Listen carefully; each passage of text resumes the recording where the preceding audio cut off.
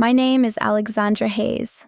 I'm 28, and until one dinner shattered my illusions, I thought I understood my own family. We sat around the dining table in our sprawling hill country ranch home in Austin, Texas, the kind that screamed old money. But I wasn't there to blend in or play their game. My world centered on my biotech startup, a vision I believed could transform healthcare. To them, it was a foolish whim I should have dropped long ago. Dressed in jeans and a simple tee, I clashed with their polished luxury and smug grins.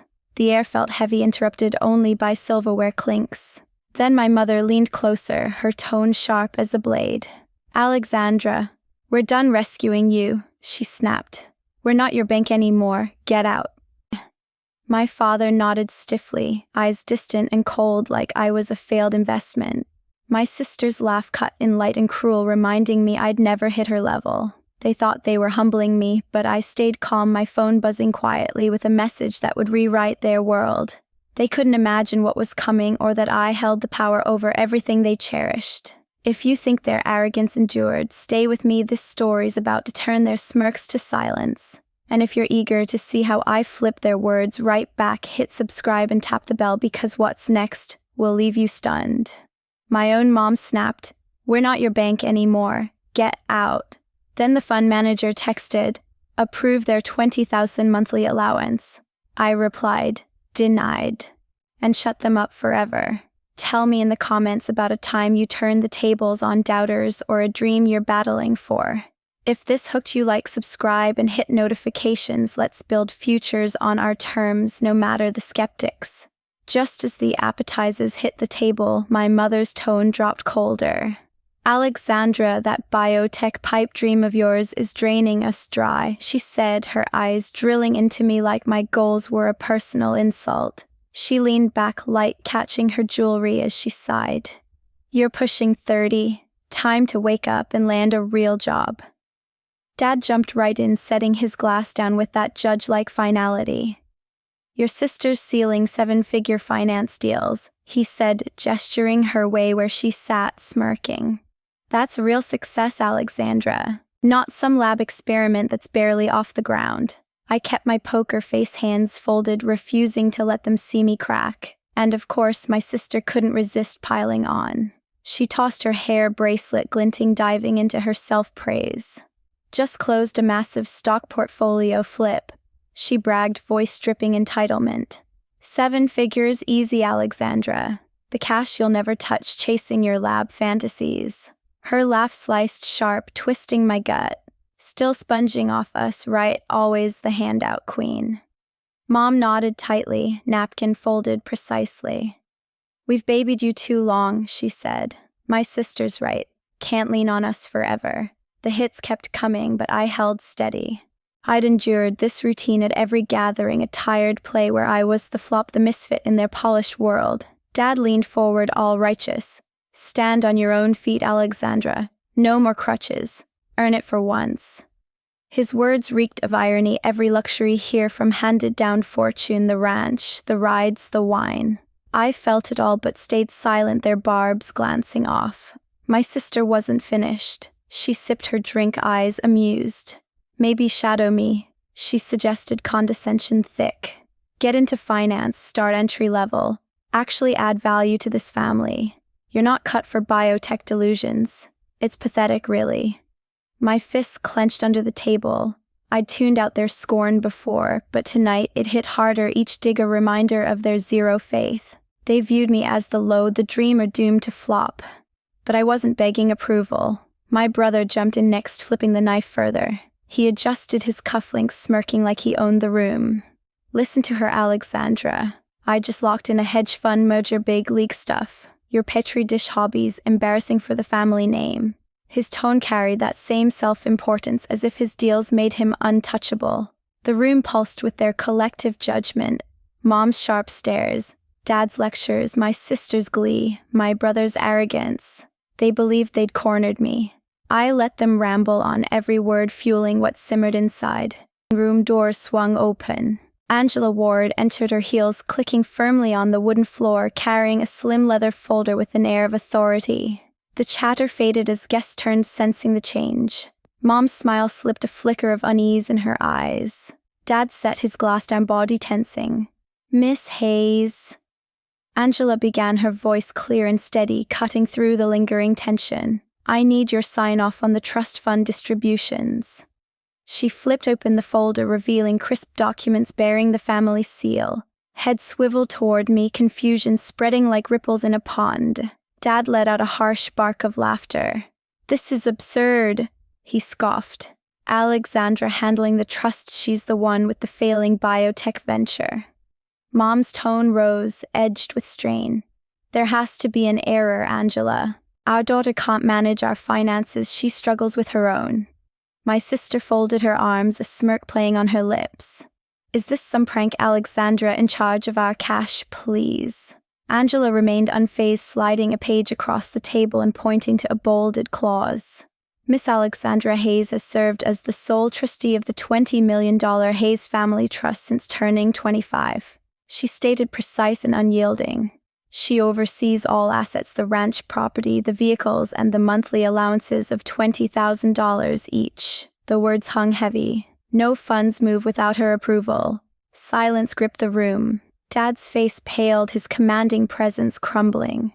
Mom's fingers tightened on her necklace, steadying herself. My sister's smirk vanished, her glass wobbling slightly. My brother stared, color draining from his cheeks. Angela shut the folder with a snap, nodded briefly at me, and headed for the exit. I'll wait for your decision, Miss Hayes, she said, her steps echoing as she left, the stunned hush in her wake. I stood slowly, my voice even and sharp, meeting their wide-eyed stares one by one.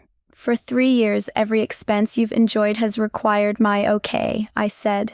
The luxury trips, the high-end gear, my sister's portfolio boosts, my brother's mergers, all hinged on my consent. You assumed control was yours, but it never was. Their curated empire started to fracture, and this was just the start. Guess whispered, eyes darting between us. Mom stammered something incoherent, hand pressing her chest. Dad rubbed his temple, authority slipping away. My sister shifted uncomfortably, glancing at her phone as if it held answers. My brother crossed his arms, tighter, denial etched on his face. I broke the silence first. For the past 3 years, every cent you've spent has gone through my approval, I said, evenly locking eyes with each of them in turn. Your fancy cars, those lavish getaways, my sister's stock ventures, my brother's fund partnerships, all of it relied on my sign-off. You believed you called the shots, but the reality is, I've been in charge all along. Their perfect facade began to splinter, and I was only getting started. Dessert arrived amid the awkward murmurs, my phone vibrating once more. I pulled it out, ignoring the strained attempts at small talk. A fresh message from Jeremy Martin, the bank overseer for the trust. Confirm hold on all Hayes family allowances. My heart stayed steady as I tapped the reply, knowing precisely what followed. After years as their punchline, it was their turn to face the price of that disdain. I moved a few paces from the table, my voice low and firm into the device. Freeze everything, I instructed. No payouts for Susan, Jason, Brianna, or Kyle Hayes. Starting now. Jeremy's response came quick and professional. Understood, Miss Hayes. It's handled. I ended the call, pocketed the phone, and slid back into my chair, face neutral. My sister spotted it first. She frowned, staring at her screen, fingers flying across it. What's this? She muttered, volume rising with each swipe. My card's rejected. She tried again, face reddening as the error popped up. It worked fine earlier. Her gaze snapped to me, suspicion brewing, but I simply raised my water glass and sipped slowly. Dad's utensil paused halfway, brows knitting. Brianna, what's the issue? He demanded. She thrust the phone his way, voice quivering. It's locked and my latest trade is tanking. Partners say the transfer didn't go through. Panic edged her words as urgent texts flooded in from angry clients. Mom gripped her arm, composure cracking. Must be a glitch, she insisted, though fear glinted in her eyes. Our finances are solid, always have been. She faced Dad, bracelet rattling. Jason, the ranch payments, the upkeep, they're secure, aren't they? The query lingered in the charged atmosphere. I leaned back, tone measured. The property falls under the trust, I explained, holding their stares. And without my go-ahead, no funds for taxes, no bills covered, nothing. Dad's complexion faded further. His patriarch mask fractured under the weight of doubt. "This can't stand," he muttered, but his voice lacked conviction. "We don't require your permission to maintain our lifestyle." My sister erupted pitch-tight with alarm. "You're bluffing. You wouldn't dare cut us loose. We have our own earnings, our own networks." But her trembling hands betrayed the facade, clutching the device like a lifeline. Mom interjected, words fracturing. "Alexandra, let's be sensible. We've backed you always. This is a mix-up." The plea echoed empty, masking decades of belittlement and doubt. I shook my head, expression unchanging. 3 years of signing off on your excesses. I continued, cutting through. Your vehicle's running trips, scheduled lifestyles, pristine. You thought you owned it? You didn't. My sister reacted quickest. She grabbed her phone, brows furrowing as she tapped frantically. "This doesn't make sense," she murmured, her pitch climbing with each failed attempt. "My account's frozen. The payment for that downtown investment just bounced." She refreshed the app, cheeks flushing deeper when the same alert flashed. "I confirmed it this afternoon." Dad's fork clattered against his plate, his attention sharpening. "Brianna, explain," he barked, leaning over to scan her screen. She shoved it toward him, hands unsteady. "See, the wire transfer failed, and now my key broker's pulling out." Urgent notifications piled up, partners venting frustration over undelivered funds. Mom's bracelet jingled as she clutched Dad's sleeve, her poise unraveling. "It has to be temporary," she said hastily, though doubt clouded her features. "Our balances are fine. What about the ranch taxes, the maintenance fees?" The words trembled in the thickening air. I sat composed, watching the unraveling. Brianna's empire, built on swift trades and connections, teetered without the cash flow. My brother checked his own device, next face hardening. "Same here," he grumbled, scrolling through a barrage of emails. "My merger client's backing off, says the escrow didn't clear." His fingers gripped the edge of the table, knuckles whitening as cancellation confirmations rolled in. The man who'd boasted about big league plays now faced a cascade of lost opportunities. Guests shifted uncomfortably, whispers growing as the scene unfolded. Dad's expression turned stormy, turning to Mom. "Susan, call the bank," he urged, but she hesitated, eyes darting between us. "Jason, the mortgage on this place, it's automated, right?" Her question exposed the vulnerability beneath their grandeur. The ranch, their symbol of status with its vast acres and hill views, suddenly felt like a liability. Brianna slammed her phone down, voice cracking. "This is ruining me," she snapped, glaring my way. "Deals are evaporating, reputation shot if word spreads." Kyle nodded vigorously, his usual confidence shattered. My network's crumbling, 2 clients ghosting left and right. Mom's hand flew to her throat, breathing shallow. "Alexandra, fix this." She pleaded, desperation seeping through. "Where family mistakes happen." But her appeal rang false against years of sidelining me. Dad pounded the table lightly, facade slipping. "We built this life ourselves," he insisted, though uncertainty laced his claim. The room's energy shifted from celebration to chaos, their dependencies laid bare. Brianna refreshed her inbox again, gasping at another withdrawal notice. Kyle muttered curses under his breath, partnerships dissolving in real time. Mom's eyes welled, the weight pressing down. Their world, once unshakable, now cracked under the sudden void. My phone pinged sharply. I glanced down, chest tightening, at the sender, a venture capitalist I'd pitched last year. The subject line chilled me, "Doubts on your biotech venture's legitimacy." My jaw set as I scanned the lines. My sister and brother had poisoned the well, labeling my startup a sham and desperate scheme. I lifted my gaze, slowly fixing on them. "You spread lies to investors that my work was a fraud," I said, voice low and unyielding. Their faces blanched, lips parting in mute protest. But I held up the device, the email glaring like evidence in court. "This came straight from one your words quoted." The table fell deathly quiet. Guests halted mid-conversation, attention riveted on the showdown. My sister stammered, hands quaking. "That's not true." She shot back, but the waiver exposed her. Mom's eyes flicked between us, torn, yet defiant. "Alexandra, she was safeguarding our standing," she said, trying to steady her pitch. Your biotech pursuit is uncertain. She acted for the greater good. Dad inclined his head rigidly, chin tight. No malice intended, he murmured, almost beseeching. Word travels fast in our circles. She aimed to shield the family from fallout. Their defenses struck deeper than anticipated, not mere excuses, but outright backing. My brother latched onto it, frenzy building. I had no choice, Alexandra, he blurted, eyes wild. Your project screamed risk, pulling us all under. I was protecting assets. His rationale crumbled, thin terror leaking through as his foundation shook. The space constricted, betrayal's burden like a gathering thunderhead. I placed the phone down, stare icy. You both knew, I whispered, steel threading my words. You knew they torpedoed my funding, wrecked what I poured everything into, and you still side with them. Mom's grip on her jewelry tightened, unshed tears gleaming. She offered no rebuttal. Dad averted his eyes, quiet, louder than any defense. My sister's posture slumped, remnants of bravado fading.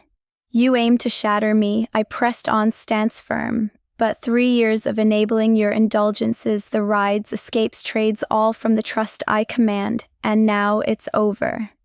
The declaration echoed like a verdict. Mom inhaled sharply, palms covering her mouth. Dad's shoulders dropped, the once mighty figure laid bare. My brother's phone tumbled with a dull thud. Their realm forged on deceit and superiority finally buckled, and clarity washed over me. They prioritized facade over fidelity, betrayal over bonds, and the repercussions stared back. The weight of my words settled in. I straightened, further resolve hardening. 3 years of propping you up ends here, I declared, tone unwavering. The trust fund, all $20 million, shifts entirely to my biotech startup, the one you ridiculed as worthless. Not a single dollar flows to you anymore. Ever. Mom gasped audibly, hands flying to her chest as if struck. Dad's face crumpled, the authoritative figure reduced to vulnerability. Alexandra, the ranch, he rasped, urgency creeping in. Without funds, the foreclosure hits, we lose everything. His admission peeled back the veneer, revealing how tenuous their opulence truly was. The sprawling hill country estate, their crown jewel of achievement, morphed into an unsustainable weight. I held his desperate stare unmoved. That's your problem now, I replied softly. You chose dismissal over support. Brianna's head snapped up, terror etching her features. You're obliterating my world, she choked out. Contacts fleeing, opportunities vanishing, I'm done without my standing. Her fingers twisted together, the finance queen witnessing her domain dissolve. No sympathy stirred in me. She'd orchestrated the sabotage that nearly buried my efforts. Kyle's form trembled, voice breaking. This crushes me too, he said, eyes pleading. Backers withdrawing, future deals dead, how do I rebuild? The brother who'd mocked my pursuits now grappled with his own collapse, self-made through deceit. Mom's plea intensified, gaze wide and imploring. Alexandra, we're blood, she whispered, reaching out. You can't abandon us like this. Her entreaty held no sway. They'd forsaken me first, swapping affection for critique and allegiance for sabotage. I shook my head deliberately, words resonant. True kin doesn't undermine ambitions, I countered. Kin doesn't feed falsehoods to outsiders and dismantle what's built with sweat. I advanced toward the exit steps, growing lighter. I thrive without you. I affirmed, the room's hush amplifying my voice. Every breakthrough, every investor hurdle, every dawn grind, it's all mine. The trust becomes fuel to validate your errors. My startup isn't mere fancy. It's testament to my grit. No one uttered a sound around the table. Guests observed the fallout in stunned quiet. Dad gazed downward as if seeking reversal in the wood grain. Mom's frame sagged to feet, hollowing her eyes. Brianna's hands hovered futilely over her screen. Kyle sat rigid, salvation slipping away. They'd misjudged me, confining me to their mold. But truth confronted them now, their existence had pivoted on me from the start. I paused at the threshold, hand on the frame. You sought to dismantle me, I said. Yet I sustained you, and that ends today. 6 months later, I stood in my new office overlooking the Austin skyline. The space hummed with activity screens, flickering ideas sparking a team driven by shared mission. My company's emblem gleamed on the wall, symbol of battles won. What they dismissed as folly had blossomed into one of Austin's rising biotech stars, hailed in industry reports as a healthcare innovator. The $20 million trust, once their cushion for excess, now powered real progress fueled by my risks and vision. Satisfaction surged not from victory alone, but from the quiet equity of overturning their scorn. Meanwhile, Mom and Dad's domain had shrunk drastically. Deprived of the trust's backing, they forfeited the ranch to tax authorities, auctioned off at a steep discount. They'd swapped expansive views and grand halls for a compact suburb apartment, scraping by on Dad's dwindling stocks and Mom's sporadic advisory gigs. Gossip from shared acquaintances painted the picture: galas traded for budget shopping, luxury for penny pinching. Brianna's descent hit harder. Her spotless image tarnished, clients deserted en masse, accounts sealed shut. She landed behind a desk at a minor firm, shuffling documents for peanuts compared to her former glory. Designer wardrobes, glossy profiles, elite invites, all evaporated, replaced by sidelong glances at conferences. She'd reached out once, a voicemail I deleted unheard. Her sabotage still stung too raw. Kyle fared no better, his trajectory mirroring hers. Reputation shredded, backers vanished, forcing him into entry-level admin at a small outfit. The high-stakes mergers, the swagger, all gone, supplanted by mundane tasks and whispers of downfall. Through the storm, Haley Cooper remained steadfast, my ally in every pivot, every triumph. As we pored over fresh metrics, she grinned, pride shining. "We made this happen, Alexandra," she said, warmth evident. "Not their handouts, just our drive." I returned the smile, thankful for true believers amid the wreckage. Our biotech wasn't merely surviving, it thrived. Investors queued up, user adoption surged by thousands, daily buzz amplifying across sectors. Haley's unwavering support had anchored me when family aimed to erode it. Gazing at the city's vibrant pulse from the window, a hard-earned truth crystallized, one worth sharing. Underestimate at your peril, the overlooked often wield the reins. They'd scheme to stifle my path, discredit my hustle, even sabotage my foundation, but they'd erred profoundly. Genuine triumph stems not from endorsement or legacy, but from self-trust amid dismissal. I'd forged something tangible, not via their riches or nods, but through tenacity, bravery, and iron resolve. Their hubris and duplicity had engineered their own undoing. They'd branded me unrealistic, my aims absurd, yet their skepticism ignited my spark. The trust they'd exploited now propelled the innovation I championed. Their validation, irrelevant, I'd triumphed regardless. To all who've tracked this saga, my gratitude. Your encouragement fuels me. May my path echo your resilience, never yield to those deeming you insignificant. You harbor the power to craft the exceptional.